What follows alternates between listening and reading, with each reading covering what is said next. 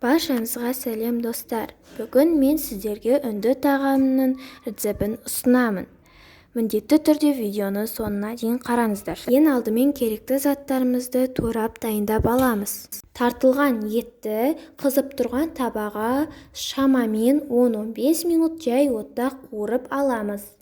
Қуырылған етіміздің үстіне пияз салып, тұз сеуіп аламыз. Өте жай отта қуыруымыз керек, себебі асты жабысып қалуы да мүмкін. Пиязымыз қуырылып болғаннан кейін сәбізді салып қуырамыз. Сен кейін картопты салып қуырамыз. Енді біз қамырымызды дайындаймыз.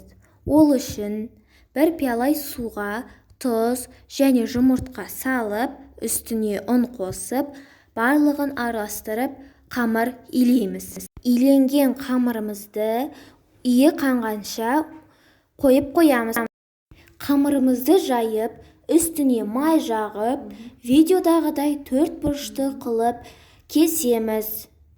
Ысып тұрған мантаваркаға 30 минут пісіреміз. Сіздер де жасап көріңіздер, өте дәмді болып шығады. Видеоны соңына дейін көргендеріңізге рахмет. Менің каналыма тіркеліп, лайк басып кеттіңіздер.